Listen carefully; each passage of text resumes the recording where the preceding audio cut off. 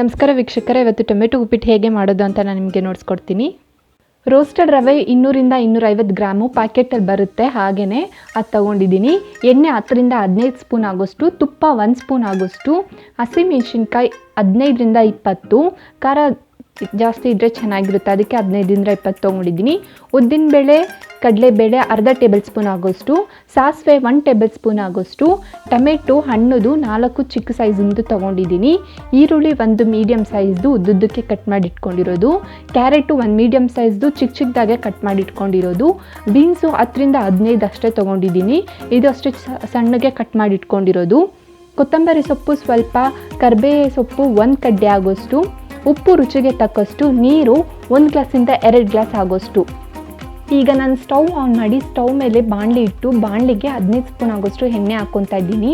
ಸ್ವಲ್ಪ ಎಣ್ಣೆ ಜಾಸ್ತಿ ಹಾಕೋದ್ರಿಂದ ಉಪ್ಪಿಟ್ಟು ಚೆನ್ನಾಗಿ ಟೇಸ್ಟ್ ಬರುತ್ತೆ, ಅದಕ್ಕೋಸ್ಕರ ಈಗ ಇದಕ್ಕೆ ಹಸಿಮೆಣಸಿನ್ಕಾಯಿ ಹಾಕ್ಕೊತಾ ಇದ್ದೀನಿ. ಹಸಿಮೆಣಸಿನ್ಕಾಯಿ ಹಾಕ್ಕೊಂಡು 10 ಸೆಕೆಂಡು ನಾನು ಫ್ರೈ ಮಾಡ್ಕೊತಾ ಇದ್ದೀನಿ. 10 ಸೆಕೆಂಡ್ ಸಾಕಾಗುತ್ತೆ, ಜಾಸ್ತಿ ಫ್ರೈ ಮಾಡಿಕೊಂಡ್ರೆ ಸೀದೋಗುತ್ತೆ, ಅದಕ್ಕೋಸ್ಕರ. ಈಗ ಇದಕ್ಕೆ ಉದ್ದಿನಬೇಳೆ ಕಡಲೆಬೇಳೆ ಹಾಕ್ಕೊತಾ ಇದ್ದೀನಿ.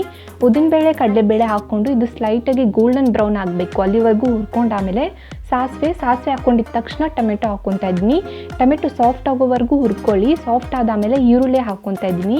ಈರುಳ್ಳಿ ಹಾಕ್ಕೊಂಡು ಒಂದು ಸಲ ಮಿಕ್ಸ್ ಮಾಡಿಕೊಡ್ಬೇಕಾಗುತ್ತೆ. ಮಿಕ್ಸ್ ಮಾಡಿಕೊಂಡು 1 ಕಡ್ಡಿ ಕರಿಬೇವಿನ ಸೊಪ್ಪು ಹಾಕ್ಕೊಳ್ಳಿ. ನೀವು ಬೇಕಿದ್ರೆ 2 ತೊಗೊಬೋದು, ಅದರಲ್ಲೇ ಒಂದು ದೊಡ್ಡದಾಗಿತ್ತು ಅನ್ನೋದಕ್ಕೋಸ್ಕರ ಒಂದೇ ಒಂದು ಹಾಕ್ಕೊಂಡಿದ್ದೀನಿ. ಈಗ ಈರುಳ್ಳಿ ಕಾಲು ಭಾಗ ಬೆಂದಾಮೇಲೆ ಕ್ಯಾರೆಟು ಬೀನ್ಸು ಹಾಕ್ಕೊಳ್ಳಿ, ಇದನ್ನು ಬೇಯಬೇಕು, ಅದಕ್ಕೋಸ್ಕರ. ಈಗ ರುಚಿಗೆ ತಕ್ಕಷ್ಟು ಉಪ್ಪು ಹಾಗೇ ಹಾಕ್ಕೊಂಡು ಇದನ್ನು ಮಿಕ್ಸ್ ಮಾಡ್ಕೊಳ್ಳಿ.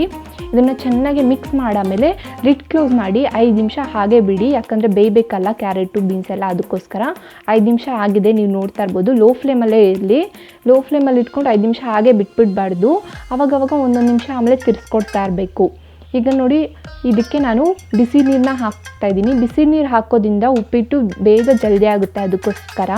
ನಾವು ಬಿಸಿ ನೀರು ಕಾಯಿಸೋದ್ರಲ್ಲೇ ಸ್ವಲ್ಪ ಟೈಮ್ ಇಟ್ಕೊಳುತ್ತೆ, ಅದಕ್ಕೋಸ್ಕರ ಒಂದು ಕಡೆ ಕಾಯಿಸ್ಕೊಂಡು ಈ ಥರ ಹಾಕೋದ್ರಿಂದ ಜಲ್ದಿ ಆಗುತ್ತೆ, ಅದಕ್ಕೆ ನಾನು ಬಿಸಿ ನೀರು ಕಾಯಿಸ್ಕೊಂಡು ಇದಕ್ಕೆ ಹಾಕ್ಕೊಂಡಿದ್ದೀನಿ.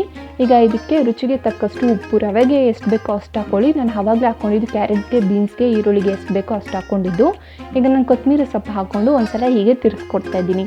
ಈ ಥರ ತಿರ್ಸ್ಕೊಟ್ಟು ಆಮೇಲೆ ಚೆನ್ನಾಗಿ ಕುದೀತಾ ಇದೆ, ಅದು ನೀವು ನೋಡ್ತಾ ಇರ್ಬೋದು.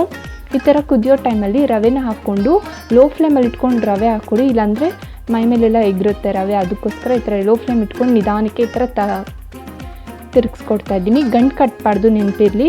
ಈ ಥರ ಲಿಡ್ ಕ್ಲೋಸ್ ಮಾಡಿ 1 ನಿಮಿಷವರೆಗೂ ಬಿಟ್ಟರೆ ಸಾಕಾಗುತ್ತೆ. ಲಾಸ್ಟಲ್ಲಿ ತುಪ್ಪ ಹಾಕ್ಬಿಟ್ಟು ನಾನು ಕಲಿಸ್ಕೊಡ್ತಾ ಇದ್ದೀನಿ. ಈ ಥರ ಕಲಿಸ್ಕೊಂಡಿದ್ದ ತಕ್ಷಣ ಸ್ವಲ್ಪ ಈ ಥರ ಕನ್ಸಿಸ್ಟೆನ್ಸಿ ಬರುತ್ತೆ, ಬೇಗನೆ ನೀರು ಎಳ್ಕೊಂಬಿಡುತ್ತೆ ಇದು ರವೆ, ಅದಕ್ಕೋಸ್ಕರ. ನೀವು ನೋಡ್ತಾ ಇರ್ಬೋದು, ಟೊಮೆಟೊ ಉಪ್ಪಿಟ್ಟು ರೆಡಿ ಇದೆ, ತುಂಬ ಚೆನ್ನಾಗಿದೆ. ನಾನು ಹೇಳಿದಾಗೆ ಮಾಡಿ, ತುಂಬ ಚೆನ್ನಾಗಿರುತ್ತೆ. ಬೆಸ್ಟ್ ಕಾಂಬಿನೇಷನ್ ಅಂದರೆ ಚಟ್ನಿ ಅಥವಾ ಚಟ್ನಿ ಪುಡಿ. ನಾನು ಇವತ್ತು ಚಟ್ನಿ ಪುಡಿ ಮಾಡಿದ್ದೀನಿ. ಈ ರೆಸಿಪಿ ನಾನು ನೆಕ್ಸ್ಟ್ ವೀಡಿಯೋದಲ್ಲೆಲ್ಲ ಹಾಕ್ತೀನಿ, ನೀವು ನೋಡಿ ಒಂದು ಸಲ ಟ್ರೈ ಮಾಡಿ, ತುಂಬ ಚೆನ್ನಾಗಿರುತ್ತೆ. Thank you.